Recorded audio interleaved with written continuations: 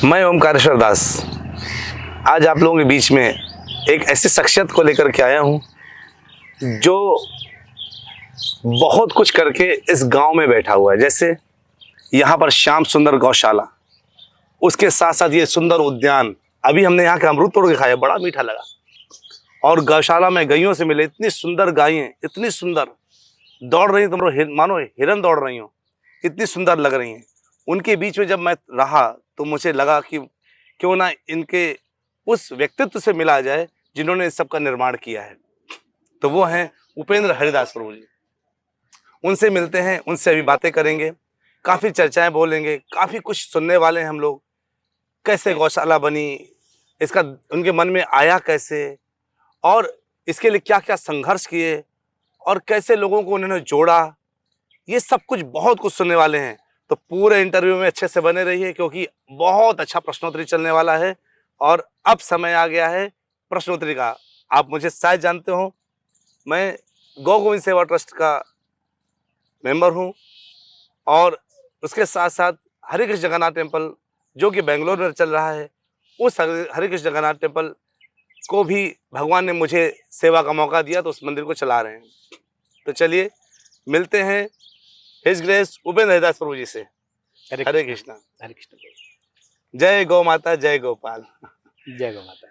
आपके यहाँ मैंने बहुत सुना है जय गौ माता, जय गोपाल। मेरा प्रश्न है कि आपने अपने बिजी शेड्यूल से, लोग नौकरी करते हैं, जॉब करते हैं, सब काम करते हैं, लेकिन उसके बाद वो सोचते हैं इतना ही बहुत कुछ हो गया।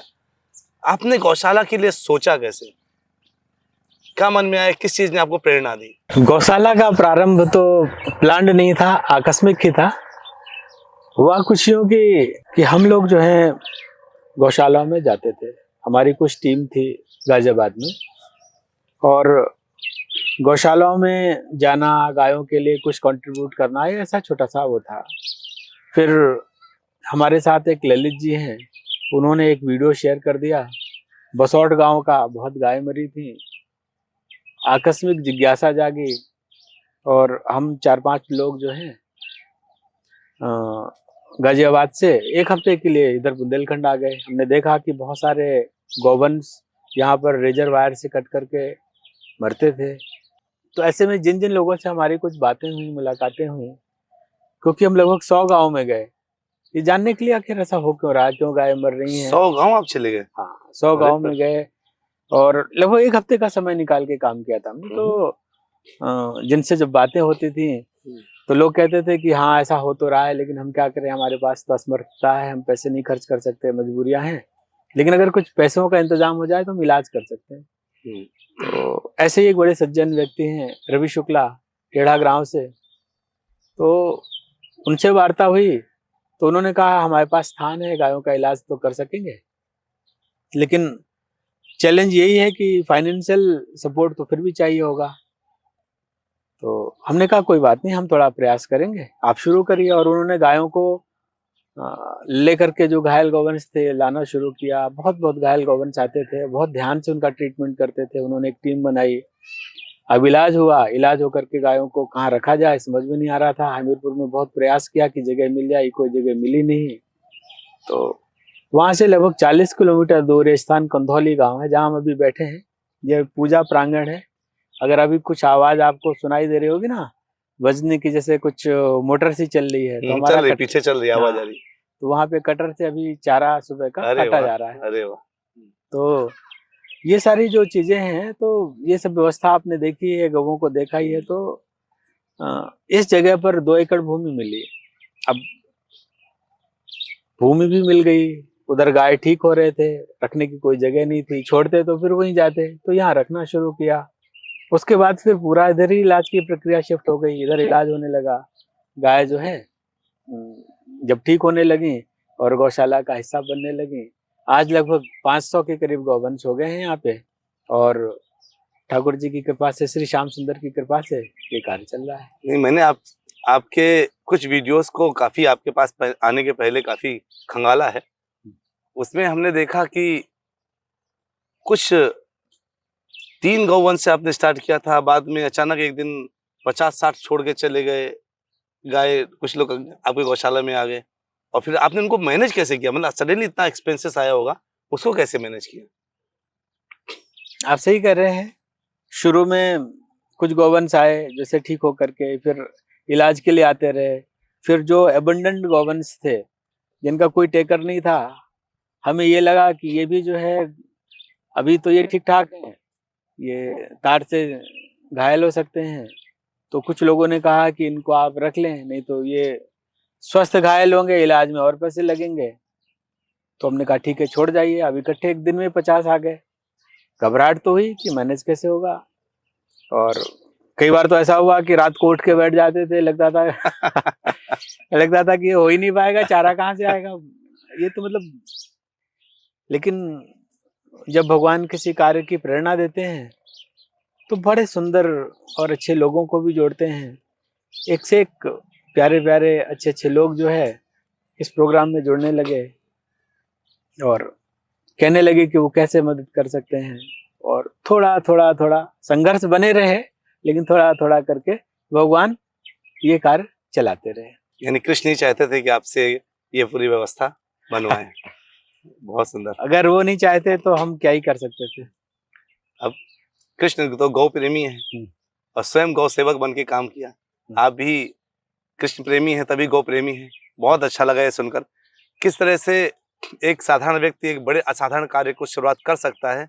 ये हमको इससे बढ़िया उदाहरण कहाँ मिलेगा। ये तो ठीक है, लेकिन आज आपके 500 गौवंश हैं। इन 500 गौवंश के लिए खर्चा भी होता है, लेकिन साथ में अगर 500 गौवंश है तो दूध भी अच्छा खासा आता होगा।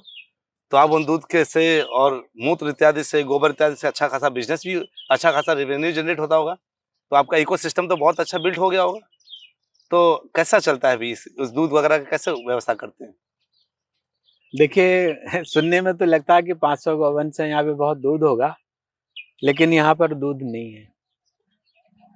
दूध कुछ गौवंश, कुछ गाय अगर ब्याह जाती हैं तो इनमें बहुत कम दूध है, तो उनके बच्चे ही उस दूध को पी लेते हैं। हमने अच्छा। दूध ना निकालने की परंपरा ही रखी हुई है।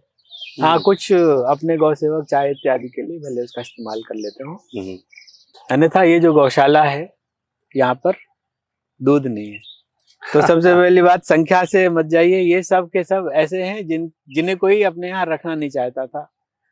तो ऐसे परित्यक्त गौवंश, और ठाकुर तो सबको रख लेते हैं, तो श्री श्याम सुंदर ने सबको स्वीकारा, उनकी सेवा वही कर रहे हैं हमारे जैसे कुछ लोगों को लगा करके। एक चीज और कहूंगा कि गौशाला में ये काम करके ये पता चला कि जहाँ पे भी हमने गौशालाएं देखी, वहां पर दो तरीके के लोगों से गौशालाएं चलती हैं। एक तो जो बहुत समृद्ध सेठ इत्यादि होते हैं, तो वो मिल करके एक कमेटी बनाते हैं और एक गौशाला का कार्य शुरू कर देते हैं। दूसरे, या तो जो संत इत्यादि जिनकी बहुत फॉलोइंग है, वो एक बार मंच में खड़े होकर के आह्वान करते हैं, तो काफी समूह है जो वहां पे सहायता के लिए अपने आप को वहां पर खड़ा कर देता है और उस कार्य में ठीक ठाक सहयोग आ जाता है। ये तीसरी कैटेगरी हमारे जैसे व्यक्ति की आपको बिल्कुल यूनिक मिलेगी क्योंकि सामान्य व्यक्ति जिसकी ना कोई पहचान है, जिसे कोई जानता भी नहीं, वगैरह से कार्य में आगे बढ़ते हैं, तो ये ट्रस्ट फैक्टर ही नहीं बन पाता कि आखिर ये जो है ये काम कर रहे हैं, ये सेवा कर रहे हैं, या कुछ अपने लिए कर रहे हैं। बहुत तरीके की बातें लोगों के मन में आ सकती हैं, लेकिन वो कहते हैं ना कि एक ही भरोसा अगर बना रहे, श्याम सुंदर का भरोसा बना रहे, तो चीजें जो हैं हो जाती हैं। तो वही श्याम सुंदर तो सबके अंदर रहते हैं ना, सबके हृदय में विद्यमान है। तो उन्होंने ही कुछ लोगों को प्रेरित किया, उनके हृदय में बताया कि नहीं, आप यहाँ पर भी कर सकते हैं। तो अपने बस का क्या ही है, लेकिन जब लोग इकट्ठे हुए काम होने लगा। और आपने एक और बात पूछी थी कि गोबर और गौमूत्र का क्या करते हैं। ये बड़े मजेदार प्रश्न है। कई लोग हमसे कह चुके हैं कि आपके पास जब इतने गौवंश हैं तो आप गोबर से कुछ बनाइए, गौमूत्र से कुछ बनाइए, करिए, बाजार में बेचिए, और कितना महंगा जाता है, सारी बातें कही। लेकिन हमारा स्वयं का जो अनुभव है वो ये है कि दो अलग अलग बातें हैं। एक तो है कि गौशाला में गौओं की सेवा और दूसरा है व्यापार। और हर व्यक्ति के अंदर हर चीज होती नहीं है। जैसे हम लोग हैं, सेवा की भावना से तो जुड़े हैं, लेकिन व्यापार का हमारे अंदर कोई भी गुण नहीं है। ये बात आपने सही बोली। तो हम उनसे यही आग्रह करते हैं कि देखिए, अगर आप गौशाला बनाएंगे, गाय रखेंगे, उसके बाद उससे गोबर गौमूत्र लेंगे तो बहुत महंगा पड़ेगा, क्योंकि आपको गाय की फीड की चिंता करनी है। आप यहाँ आइए, हम आपको यहाँ रहने की भी व्यवस्था देंगे, आपका भोजन इत्यादि की भी मतलब व्यवस्था ये होगी। प्रश्न अगला प्रश्न था। अच्छा है, अब इसमें कवर कर रहे हैं। हाँ, नहीं, आपने गोबर हाँ, गौमूत्र की बात कही थी, तो उसी रेफरेंस में बोल रहा हूँ। आप यहाँ आइए, यहाँ ठहरिए, यहाँ पर आपको पूरी व्यवस्था मिलेगी। आपको मुफ्त में आपको बिना शुल्क का गौमूत्र मिलेगा, बिना शुल्क का गोबर मिलेगा। आप इससे खाद बनाइए। आजकल वो गोबर की लकड़ी की भी बात आती है, स्मशान में जाने वाली, आप उसको प्रोड्यूस करिए। आपसे गोबर का कोई चार्ज नहीं लिया जा रहा है। गौमूत्र है यहाँ पे, उसको आप लीजिए, उसको प्रोसेस करिए, आपके जीरो कॉस्ट पे आपका कार्य शुरू करिए और यहाँ से कुछ उपार्जन करिए। और जब आप उपार्जन करने लगे तो उससे कुछ अंश गौशाला को, जब आपको लाभ मिलने लगे, बहुत सुंदर, तो कुछ गौशाला को दे दीजिए ताकि गौशाला को लाभ तो हो। इसका मतलब है कि आप गौ प्रेमी हैं और जो बिजनेस माइंड हैं वो यहाँ से बिजनेस को स्टार्ट कर सकते हैं विद नो कॉस्ट। बिल्कुल, लोग आप उनको रहना दे रहे हैं, उनको खाना दे रहे हैं, उनके लिए पूरी व्यवस्था दे रहे हैं। वो अपना सेटअप शुरू का बनाए, कलेक्शन करें मूत्र इत्यादि का, गौमूत्र का और गोबर इत्यादि का, और उसके फिर वो आगे बिजनेस को आगे बढ़ाएं। अगर उनका बिजनेस सक्सेसफुली चलने लगता है, उसके प्रॉफिट का अंश गौशाला को कुछ दें, बाकी अपने पास रखें। बिल्कुल। तो ये कॉन्सेप्ट तो बहुत अच्छा है। तो अभी तक तो बहुत अच्छा लग रहा है आपसे बातें करके, क्योंकि आपने बिजनेस माइंड लोगों के लिए भी एक रास्ता यहाँ से निकाल रखा है। बहुत अच्छी बात है। अभी तक हम बात कर रहे थे सब बाहर की, अब थोड़ा अंदर जाते हैं। आपने बोला 500 गौवंश हैं, इतना भूमि आपके पास है, आखिर ये स्टोर कहाँ? इनका चारा बहुत ज्यादा होता होगा। एक मैंने देखा 2-4 गौओं के लिए भी एक अच्छा खासा स्टोरेज चाहिए, फिर 500 गौवंश के लिए स्टोरेज, इसके कैसे व्यवस्था करते हैं? देखिए, स्टोरेज के लिए हमने एक स्टोरेज हाउस बनाया हुआ है, उसमें हम भूसा रखते हैं। लेकिन हाँ, निश्चित रूप से इतने गौवंशों के लिए पर्याप्त नहीं है, हमें एक बड़े स्टोरेज हाउस की ज़रूरत है। उसके लिए भी हम कोशिश कर रहे हैं और संपर्क कर रहे हैं कि कुछ सहायता मिले तो हम स्टोरेज हाउस को बना सकें। एक्चुअली हम 2 बार चारे को एकत्रित करते हैं।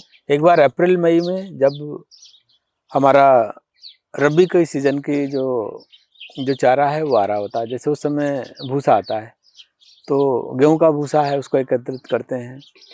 स्टोरेज के बाद फिर हम इधर कंधौली गांव से बाहर एक जगह हमने लिया हुआ है, वहाँ पर भी कुछ स्टोर करते हैं। उसके बाद गौशाला प्रांगण में एक स्थान है जहाँ हम खुले पे रख करके उसको त्रिपाल से ढकवाते हैं। ओके, बारिश के पहले खुला भूसा भी कंज्यूम किया जा सकता है। तो ऐसे करके हमने प्रयास कर रखे हैं ताकि मैक्सिमम हम व्यवस्था कर सकें। लेकिन ये स्टोरेज हाउस जितना हमारे को चाहिए उससे तो हमारे पास अभी कम है, ये तो है। दूसरा, हम जब खरीफ का चारा आता है अक्टूबर के पास में, तो ये जो 2-2.5 महीने, इस समय हम कोशिश करते हैं कि लगभग 250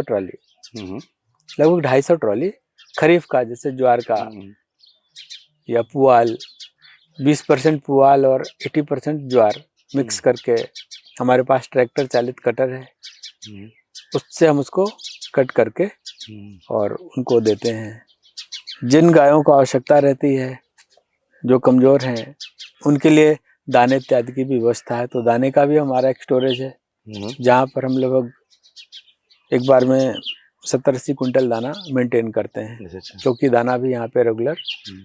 और हमने एक कॉन्सेप्ट निकाली है कि दिन में 2 सवा मनी इन गौओं को देते हैं जिनको आवश्यकता है। तो सुबह 1 सवा मन जो है दाना, जिसमें 40 किलो दाना होता है, और मिक्स्ड, जैसे ज्वार हो गया, बाजरा हो गया, गेहूं हो गया, और आपका जौ हो गया, और मक्का हो गया, इनका मिक्स, इसमें जो भी उपलब्धता, सीजन में उपलब्धता के हिसाब से एक इसका दाना बनाते हैं, दूसरा 10 किलो गुड़, तो ऐसे करके 50 किलो जो है 1.25 मन हो गया।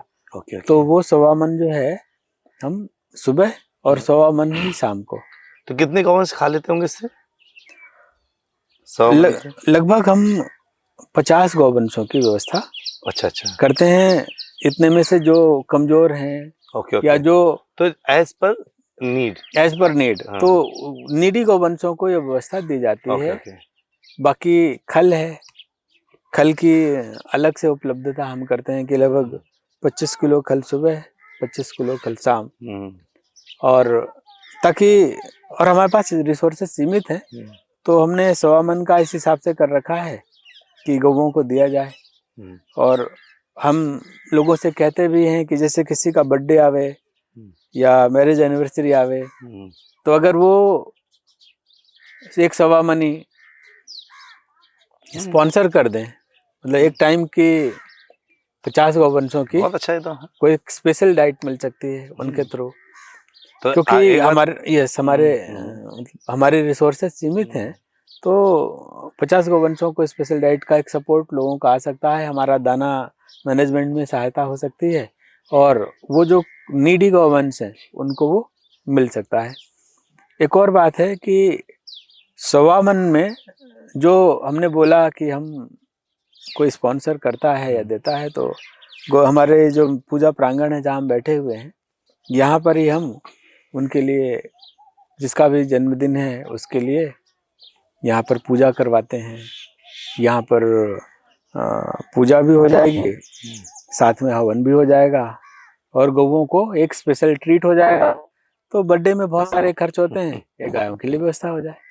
तो बर्थडे ही क्यों? आपने तो बहुत अच्छा ऑप्शन दिया है, बर्थडे में लोग पार्टी करते हैं, तो गायों की पार्टी भी हो जाए, लेकिन बर्थडे ही क्यों, एनिवर्सरी ही क्यों? आप अपने किसी भी सुख में या किसी भी दिन या किसी भी क्षण ऐसा कर सकते हैं। ये तो बड़े आनंद की विषय है कि आपके प्रातःकाल आपका आज मन किया कि आज मैं पनीर खाऊंगा, तो आज हमारी गौएं भी कुछ खानी चाहिए। मुझे तो बड़ा अच्छा लगा ये ऑप्शन। लेकिन अच्छी बात है कि आपने बर्थडे के लिए लोगों का जीवन आसान किया, क्योंकि आजकल लोग बर्थडे बड़े ही दूसरे तरीके से मनाते हैं, उसमें थोड़ा आध्यात्मिकता भी जुड़ जाएगी, साथ में गौओं का लिए उनके तरफ से ट्रीट हो जाएगा, और उनके नाम पर जब पूजा हो जाएगी तो उनको असली उनको आशीर्वाद प्राप्त होगा। ये तो बहुत अच्छा ऑप्शन आपने दिया।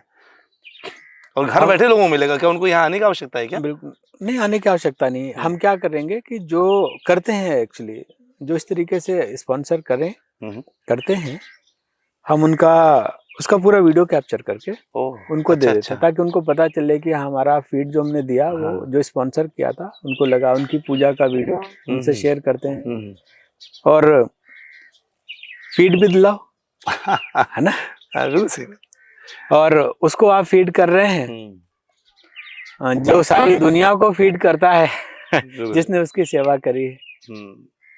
बहुत उत्तम, बहुत अच्छा रास्ता है।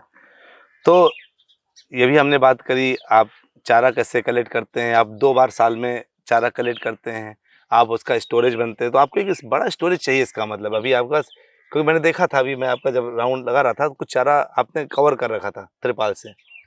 तो मेरा दर्शकों से बिल्कुल हृदय से रिक्वेस्ट है कि अगर आप चाहें, इधर बढ़िया गौशाला में बहुत आनंद आ रहा है, सच में बता रहा हूँ, लग रहा है यहाँ से मैं छोड़ के ही ना जाऊँ।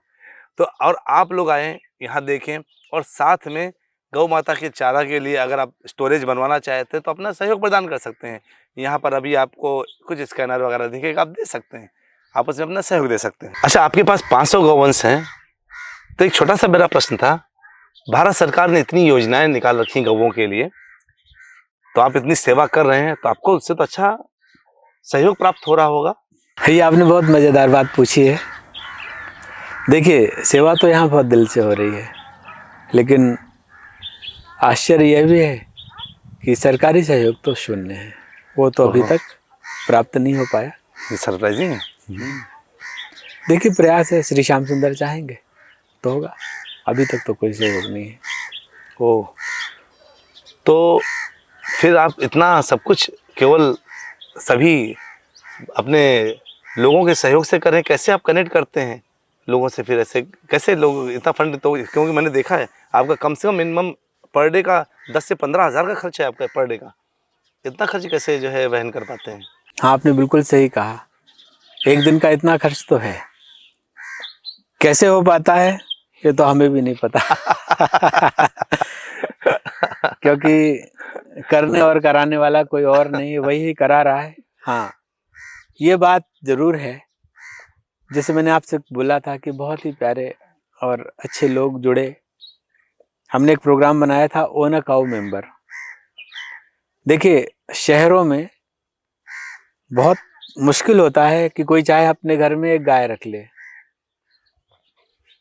या बहुत जो हमारे सनातन धर्म की आस्था है कि गाय को एक रोटी मिले, पहली रोटी गाय की। पहली रोटी गाय की, तो वो भी मुश्किल हो जाता है। तो हमने लोगों से कहा कि देखिए, आप अपने घर में फ्लैट में रहते हैं, गाय रख नहीं सकते, शहरों में गाय रखना मुश्किल है। हमारे पास ठाकुर जी ने कुछ गौएं भेज दी हैं जिन्हें कोई रखना नहीं चाहता। तो अभी श्री श्याम सुंदर की गाय है, आप इसमें से एक गाय को ओन कर लीजिए। ओके। और एक गाय की फीड गांव में गौशाला है, 1100 रुपए में हो जाती है।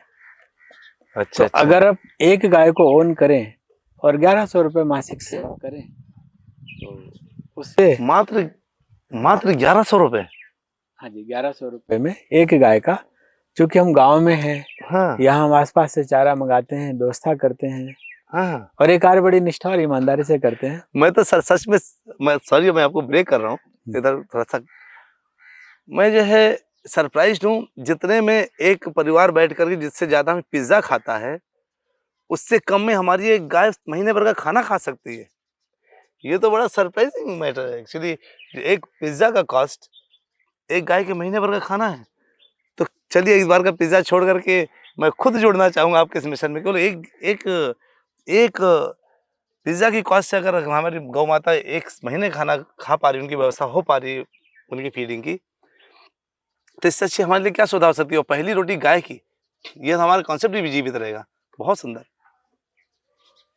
और जब हम एक गौवंश को ओन करते हैं, जैसे हमने कहा कि आप एक गौवंश को ओन करिए, गाय को ओन करिए, बछड़े को ओन करिए।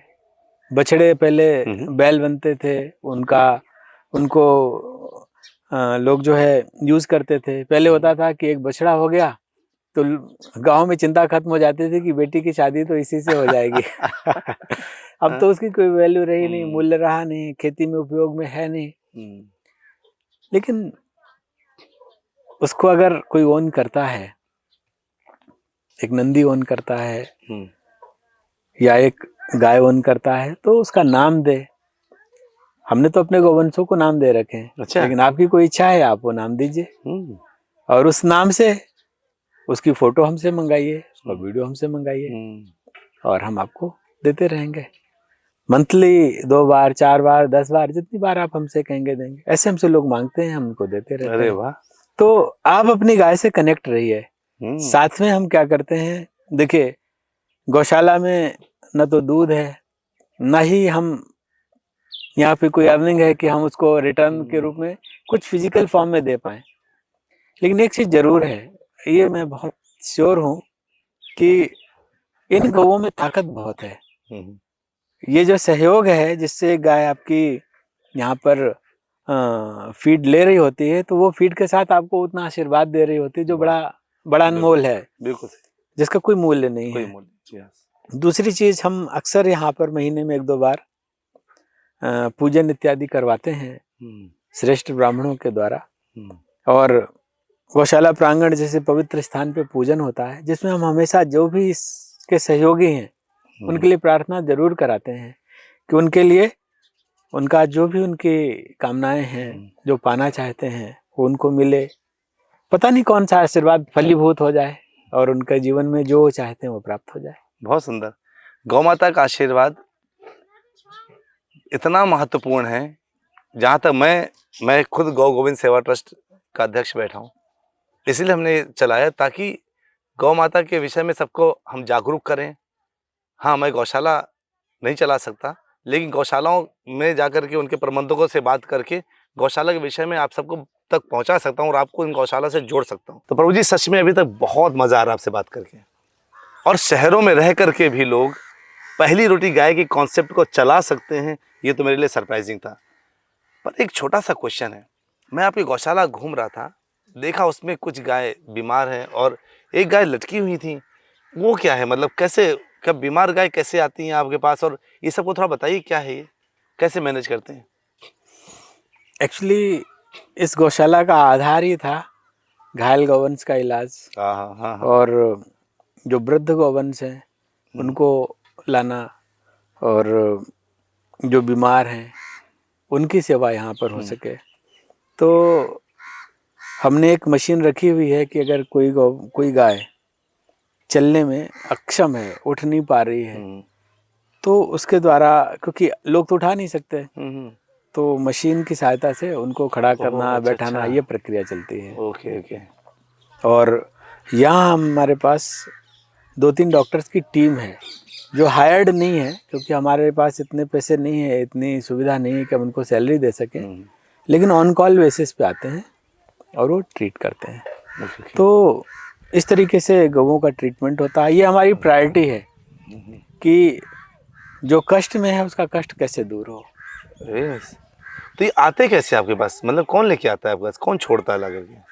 देखिए 10-15 किलोमीटर की रेंज में अगर हमें खबर मिलती है कि कोई गौवंश घायल है या ऐसा अस्वस्थ है जिसका कोई केयर करने वाला नहीं है, तो हम उसको, हमारे पास तो साधन नहीं है कि हम जैसे कोई लोडर हो या कुछ ऐसी व्यवस्था हो जिसे ले आए, हम हायर करते हैं लोडर और वहाँ से अपने लोगों को भेज के मंगवा लेते हैं। Okay okay. नहीं, बहुत सुंदर। और ये देखिए कितनी अच्छी व्यवस्था है कि पता चलते ही बीमार गाय और इधर गौशाला में आए और उनका इलाज शुरू हो जाए। ये बहुत अच्छा काम है। अच्छा, मैं थोड़ा अब इससे हट करके बात करना चाहता हूँ। गौशाला के अंदर की बात हो गई, आपके पास 500 गौवंश हैं और मैं देखा कि कुछ तो शेड आपने लगा रखा है, बाकी शेड की क्या व्यवस्था है, क्या आपका कॉन्सेप्ट है, कैसा विचार है उसके लिए? देखिए श्री श्याम सुंदर की कृपा से कुछ बड़े प्यारे लोगों ने सहयोग किया और हम शेड बना पाए। तो अभी जो आप शेड देख रहे हैं ये, हाँ 500 के हिसाब से पर्याप्त नहीं है, लेकिन ठीक ठाक फिर भी हो गई है और कुछ शेड की और आवश्यकता है।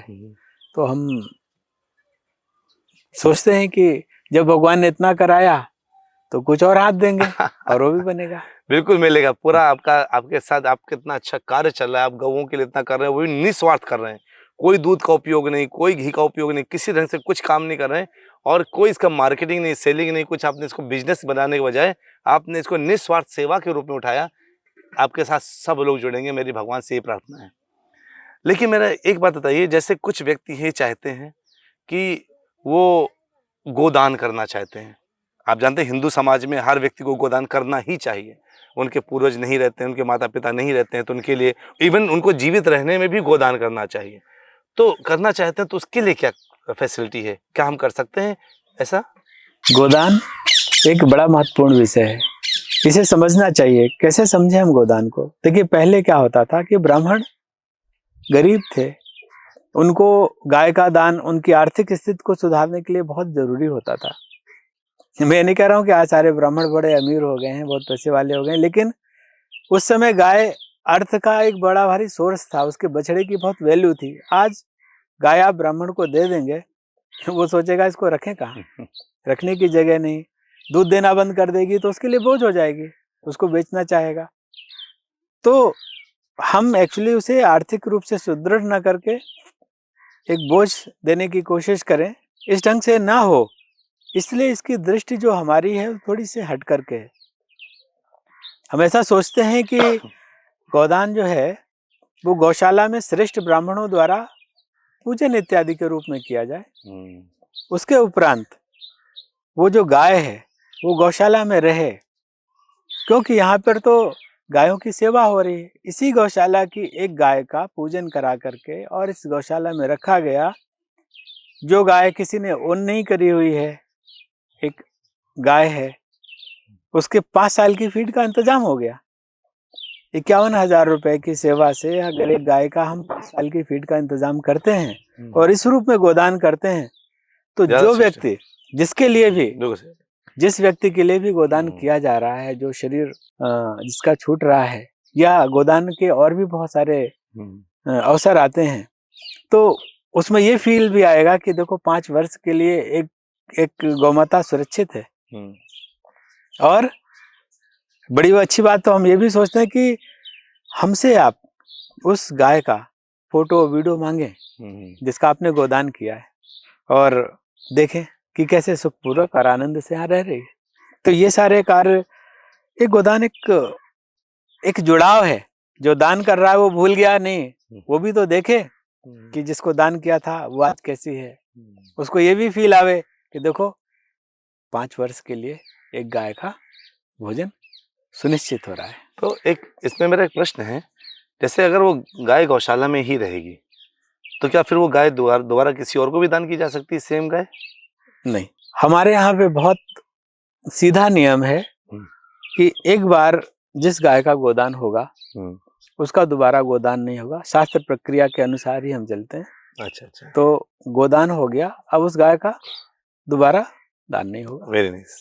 अभी तक बहुत अच्छी चर्चा चल रही है, बहुत कुछ जानने को मिला आपकी गौशाला के बारे में, और बहुत अच्छे तरीके से आप जो गौशाला चला रहे हैं। लेकिन मेरा अंतिम प्रश्न है, इसके बाद ये डिस्कशन क्लोज होगा। आपकी गौशाला में और दूसरी गौशाला में क्या अंतर है? आप क्या ऐसा यूनिकनेस लेके आ रहे हैं अपनी गौशाला में, जिससे गाय इतनी, मैं देख रहा हूँ, स्वस्थ हैं, हष्ट पुष्ट हैं और हंसती खिलती रहती हैं? देखिए, ये बहुत ही अच्छा प्रश्न लगा मुझे। वाकई ये प्रश्न मेरे जब भी कोई पूछता है ना, मेरे दिल को छूता है। आप तो बेंगलोर से आए हैं, लगभग 2500 किलोमीटर दूर आप यहाँ पर बैठ करके इस गौशाला को देख रहे हैं। बहुत अच्छे से देखा। देखिए, मैं भी शहरों में गौशालाओं को देखता था या देखता हूँ, तो गाय एक सीमित स्थान पर रहती थी। तो हमने ये सोचा कि हम इसमें क्या सुधार कर सकते हैं। तो पहली बात, यहाँ पर खुला एरिया ज़्यादा है, तो गाय जो है खुले में रह सकते हैं, बैठ सकते हैं, कोई बंधन नहीं है, किसी गाय को कोई बंधन नहीं है। ये तो मैंने देखा है। हाँ, तो बंधन नहीं है क्योंकि दूध निकालने की प्रक्रिया नहीं है, कोई बंधन नहीं है। अब देखिए, वत्स जो है वात्सल्य से बना है। गाय का जो वात्सल्य अपने बछड़े के प्रति है वो बहुत श्रेष्ठ है, मतलब उसकी कोई तुलना नहीं है। लेकिन कितना वात्सल्य लुटा पाती है। दूध निकालने के लिए 5 मिनट के लिए सुबह और 5 मिनट शाम, इतने समय के लिए ही तो गाय से बछड़े का मिलन होता है। उसके उपरांत दोनों दूर है। जब आता है गाय चाटती है, उसका इंतजार करती है, तुरंत फिर हट जाता है। यहाँ पर पूरा वात्सल्य, माँ बच्चे साथ साथ रह रहे हैं, पूरा वात्सल्य जो है लुटा रही है। तो कितना आशीर्वाद नहीं देती होगी। अद्भुत था ये, है ना। दूसरी चीज, यहाँ पर हमने गौशाला से ही कुछ दूरी पर लगभग 40-50 एकड़ का लैंड बैंक चरने के लिए एकत्रित किया। क्योंकि यहाँ पे थोड़ा ऐसी जमीन है जो उबड़ खाबड़ है, जहाँ पे कई जगह खेती नहीं होती है, कई जगह बहुत कम उत्पन्न होता है, पानी की भी वहाँ समस्या है। तो ऐसा हमें लैंड बैंक मिला। हाँ, पेड़ है, लीज पे लेते हैं, लेकिन जब ये गौवंश वहाँ जाते हैं, विचरते हैं, टहलते हैं और करके फिर प्रांगण में आते हैं, तो उनको जो है एक नई ऊर्जा मिलती है, उनका स्वास्थ्य ठीक रहता है। इसलिए ये गौशाला जो है दूसरी गौशालाओं से हट करके है। ये भी हमको लगता था जब हम गौशालाएं देखते थे कि गाय को भी कहीं बाहर जाने का मौका मिलना चाहिए। हम भी तो छोटी जगह में रह के बोर हो जाते हैं, उनको भी कुछ मिले। तो भगवान की कृपा से यहाँ ऐसी सुविधा बन सकी। तो यूनिकनेस तो है। और एक और बड़ी बात है जो मैं कहूँगा कि यहाँ पे जो भी गौसेवक जुड़े हुए हैं, गायों से बहुत प्रेम करते हैं।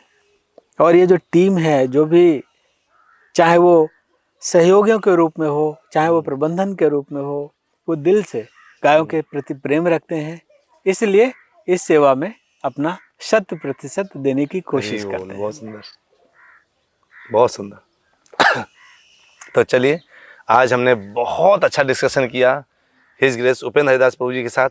इन्होंने जिस तरीके से प्रारंभ किया, संघर्ष झेला, और उन सब संघर्षों के बीच में गायों पर वो संघर्ष नहीं दिखता है, वो हंसती खेलती हष्ट पुष्ट नजर आती हैं।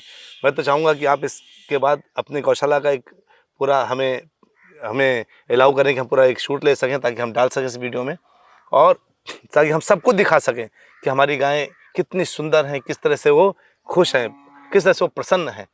तो चलिए, बहुत बहुत धन्यवाद अपना समय देने के लिए। हरि बोल, हरे कृष्णा।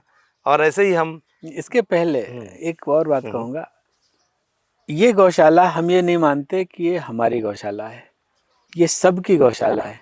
बहुत सुंदर क्योंकि गौएं सबकी हैं, हाँ। श्याम सुंदर सबके हैं, श्याम सुंदर गौशाला सबकी है। मैं यही कहूँगा कि आप लोग जो भी दर्शक दीर्घा इसको देख रहे हैं, इसे सुन रहे हैं, वह इस गौशाला में आएं, अपनी आंखों से यहाँ देखें, समझें कि यहाँ कैसी व्यवस्था है, और अगर आपको रुचे तो आप इससे जुड़ें और अपना सहयोग करें। तो अगर आप इनवाइट कर ही रहे हैं तो मैं ये पूछना चाहता हूँ कि अगर वो आप इनवाइट करते तो क्या यहाँ तक के रास्ते में आराम से अगर यहाँ रहने खाने की सारी व्यवस्था उनके लिए रहेगी?